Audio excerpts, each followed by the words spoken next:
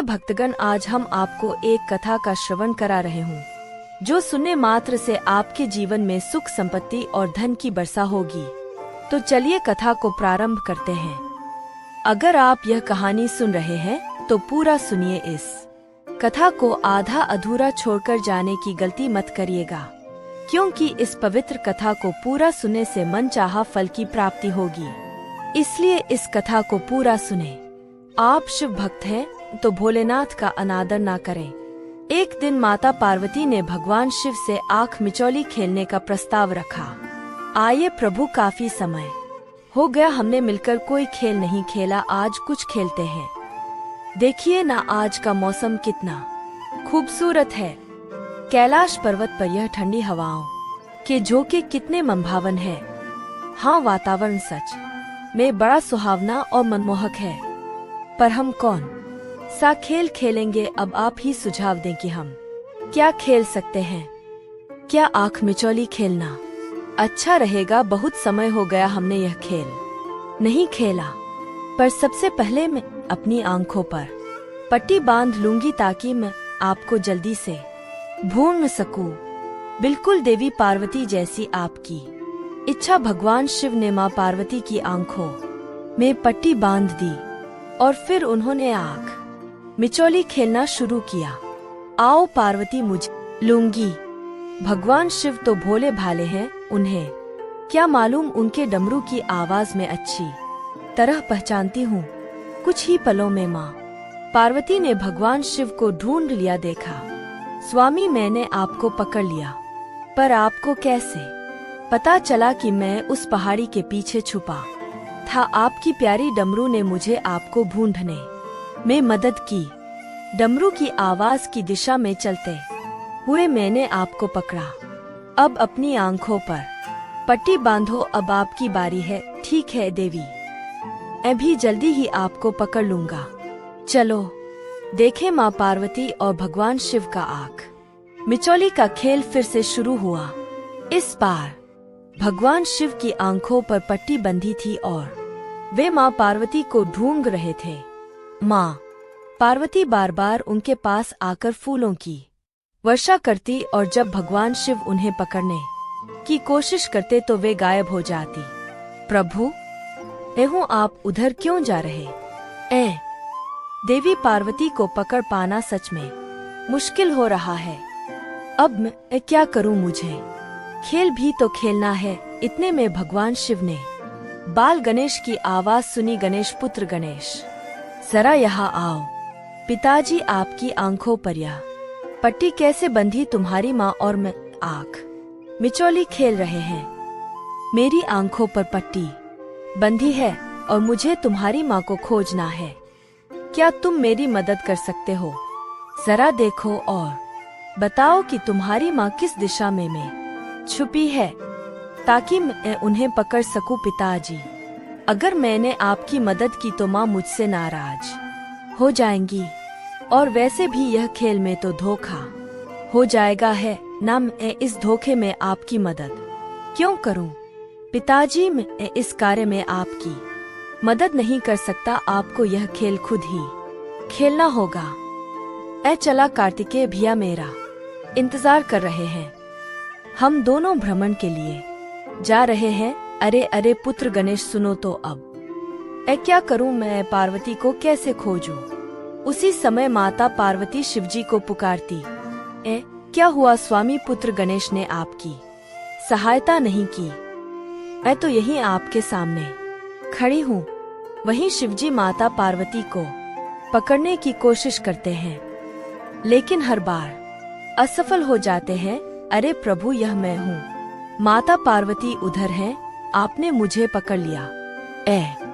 हाँ ठीक है। इस पट्टी की वजह से मुझे देखने में बहुत कठिनाई हो रही है। मेरी सारी इंद्रियां भी काम नहीं कर रही। अपनी शक्तियों से भी देवी पार्वती को नहीं देख पा रहा हूँ। स्वामी, जब तक यह पट्टी आपकी आंखों पर बंधी है आपको दिखाई नहीं देगी। आपको मेरी आवाज की दिशा में इसी तरह ढूंढना होगा। भगवान शिव काफी देर तक माता पार्वती को पकड़ने की कोशिश करते रहे, लेकिन हर बार वह असफल रहे। अब उनके पास एक ही विकल्प था जिससे वे माता पार्वती को पकड़ सकते थे। मैं गिरने का नाटक करूंगा। देवी पार्वती मेरी आवाज सुनकर अवश्य ही यहाँ आएंगी और मैं उन्हें पकड़ लूंगा। पार्वती, क्या क्या हुआ स्वामी, आपको चोट तो नहीं लगी? मुझे कुछ नहीं हुआ, पर मैंने तुम्हें पकड़ लिया। मैं जीत गया? नहीं नहीं स्वामी, अभी अपनी आंखों पर से पट्टी मत उतारिए, खेल अभी खत्म नहीं हुआ है। अगर आप खेल में छल कर सकते हैं तो मैं भी तो आपके साथ चालाकी कर सकती हूँ। जिसे आपने पकड़ा वह मेरी माया थी, मैं तो यही हूँ। माता पार्वती को पता था कि भगवान शिव गिरने का नाटक कर रहे हैं, इसलिए उन्होंने अपनी शक्ति से एक हमशक्ल का सृजन किया और जोर से हंसी। यह आंख मिचौली का खेल कुछ समय तक चलता रहा। भगवान शिव ने कहा और एक चाल सूझी। देवी पार्वती ने सोचा, मैं आपको खोज नहीं पा रही हूँ और अगर यह खेल इसी तरह जारी रहा तो मैं वह स्थान कैसे पहुँच पाऊंगी जहाँ आप मुझे ले जाने वाले थे। भगवान शिव की यह बातें सुनकर देवी पार्वती को रुका नहीं गया और वह उनके आसपास ही घूमने लगी।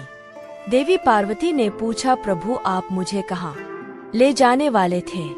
भगवान शिव ने उत्तर दिया, मैं तुम्हें ले जाना चाहता था, पर फिलहाल तो मैं तुम्हें पकड़ ही नहीं पा रहा हूँ। जब तक यह खेल खत्म नहीं होता तब तक किसी भी जगह के बारे में बताने का क्या फायदा। देवी पार्वती ने कहा, प्रभु मेरे मन में बहुत उत्सुकता है कि हम कहाँ जाने वाले। अब आप इतनी दूर से मुझसे बात करेंगे तो मैं कैसे समझ पाऊंगी। माता पार्वती भूल गई थी कि वे अभी आंख मिचौली खेल रहे थे। भगवान शिव ने उन्हें अपनी बातों में इतना उलझा दिया कि माता पकड़ी गई। भगवान शिव ने कहा, देखो मैंने तुम्हें पकड़ लिया। माता पार्वती ने कहा, तो आप जानबूझकर मुझे उलझा रहे थे ताकि मुझे पकड़ सके। नहीं, मैं अब आपसे बात नहीं करूंगी। शिवजी ने अपनी आंखों से पट्टी हटा ली और समझ गए कि माता पार्वती नाराज हो गई है। उन्हें मनाने का एक ही तरीका था। उन्होंने कहा, अच्छा ठीक है, तुम जीती मैं हारा। मैं सोच रहा था क्यों ना हम आज पृथ्वी लोक की सैर करें। काफी समय से हमने कोई भ्रमण नहीं किया। माता पार्वती मान गई और बोली, ठीक है, अभी तैयार होकर आती हूँ। इस तरह से उनके बीच की अनुबंध सुलझ गई और वे दोनों पृथ्वी लोक की सैर पर निकल पड़े। यही तो होता है पति पत्नी के बीच का रिश्ता, जहाँ एक पल में प्यार भी होता है और तकरार भी, तो वहीं एक पल में एक दूजे के लिए ढेर सारा प्यार उमड़ आता है। तभी तो यह बंधन 7 जन्मों का कहलाता है। फिर भगवान और माता पार्वती पृथ्वी लोक पहुंच जाती हैं। उस पृथ्वी लोक में नंदी गांव में रहने वाली 5 साल की सत्यवती अपने पिता सत्य प्रकाश और दादी इंद्रावती के साथ निवास करती थी। सत्यवती की मां का निधन 5 वर्ष पहले उसके जन्म के समय हो जाता है। जब सत्यवती मात्र 6 महीने की थी, अपनी पत्नी की मृत्यु के शोक में उसके पिता ने शराब का सहारा लिया। तब से सत्यवती की देखभाल उसकी दादी कर रही थी। एक दिन शराब के नशे में सत्य प्रकाश कहीं चला गया और वापस नहीं लौटा। इंद्रावती ने गांव के शिव मंदिर में सफाई का काम शुरू कर दिया और उसी से अपने और सत्यवती के जीवन यापन का इंतजाम करने लगी। जब भी मंदिर में काम करने जाती, सत्यवती भी उसके साथ हो लेती। जब इंद्रावती मंदिर में सफाई करती, तब सत्यवती भगवान शिव की मूर्ति से लंबी बातचीत किया करती। सत्यवती कहती है, भोलेनाथ मेरी दादी कहती है कि आप सब कुछ जानते हैं और सभी के दुख दूर कर सकते हैं, तो आपको पता ही होगा कि मेरी माँ अब मुझे छोड़कर आपके पास चली गई है और मेरे पिता भी मुझे छोड़ चुके हैं। हे प्रभु, अब आप ही मेरे माता पिता हैं, क्योंकि दादी तो केवल दादी है। ना इसके बाद सत्यवती रोजाना भगवान शिव से लंबी बातें करती रहती। उस मंदिर के पुजारी को भी सत्यवती से बहुत स्नेह था। सत्यवती जब भी भोलेनाथ से बात करती उसे आसपास का सब भूल जाती थी। चलो बेटा, काफी देर हो गई है, अब हम घर को चलते हैं। तुम तो हमेशा भगवान से बातें करती रहती हो दादी, क्या भगवान मेरी बातों को सुनते भी होंगे? हाँ बेटी, वे सभी की सुनते हैं, तुम्हारी बातें भी अवश्य सुनते होंगे। ऐसे ही समय बीतता गया। सत्यवती अब बड़ी हो गई, पर वह अब भी शिव मंदिर जाकर भगवान शिव से बातें करती रहती। एक दिन मंदिर से लौटने के बाद रात को खाना खाकर सोने चली गई। उसी रात उसके सपने में भगवान शिव आए। सत्यवती बेटी उठो, भोलेनाथ आप मेरे सपने में आए हैं। हाँ बेटी बेटी सत्यवती, कल सेठ दीनानाथ के कोयले की खदान में आग लगने वाली है। अगर ऐसा होता है तो कई मजदूरों की जान जा सकती है। सत्यवती की नींद खुली तो सवेरा हो चुका था। वह फौरन दीनानाथ के घर पहुंची और वहां उन्हें सब कुछ बता दिया। दीनानाथ ने हैरानी से कहा, तुम क्या कह रही हो? ऐसा कैसे हो सकता है? सपने भला सच कैसे हो सकते हैं? इन बातों पर विश्वास नहीं करता। सत्यवती की यह बात दीनानाथ के एक मजदूर ने सुन ली और वह जाकर पूरे गांव में यह बात फैला देता है। इस कारण उस दिन कोई भी गांव वासी काम पर नहीं गया। दीनानाथ अकेले ही काम पर गए थे और उनके पहुंचने के कुछ ही देर बाद वहां आग लग गई। वह बाल बाल बचकर भागे। इस घटना को सच होते देख गांव वालों ने सत्यवती की जय जयकार की और उसे जान बचाने के लिए धन्यवाद दिया। सत्यवती पर वास्तव में भगवान शिव की अनुकंपा है, इसी कारण तो वह उनके सपनों में आते हैं। हाँ, इसीलिए उसे पहले से ही पता हो गया था कि खदान में आग लगने वाली है और इसी के चलते आज हम सबकी जान बची। इस प्रकार जब भी गांव में कोई दुर्घटना होने वाली होती, भगवान शिव पहले ही सत्यवती को सपने में आकर सब कुछ सूचित कर देते, जिससे किसी भी अनिष्ट की संभावना टल जाती। धीरे धीरे गांव में सत्यवती की प्रतिष्ठा बढ़ने लगी और सभी उसका गुणगान करने लगे। गांव वालों के इस व्यवहार से गांव के मुखिया को ईर्ष्या होने लगी, क्योंकि पहले तो सभी उसकी ही प्रशंसा करते थे, पर अब सभी सत्यवती के गुण गाते हैं। जिससे जलन में उसने अपने आदमियों से कहा कि पूरे गांव में यह अफवाह फैला दो कि सत्यवती पर भगवान शिव की कृपा नहीं है, बल्कि वह काला जादू जानती है, जिससे वह सब कुछ जान जाती है। वह पूरे गांव को अपने प्रभाव में लेना चाहती है, इसी कारण से वह यह कार्य कर रही है। इस बात की चर्चा पूरे गांव में फैल जाती है। कुछ लोग सत्यवती पर विश्वास करते हैं, जबकि कुछ उसके विरोध में हो जाते हैं।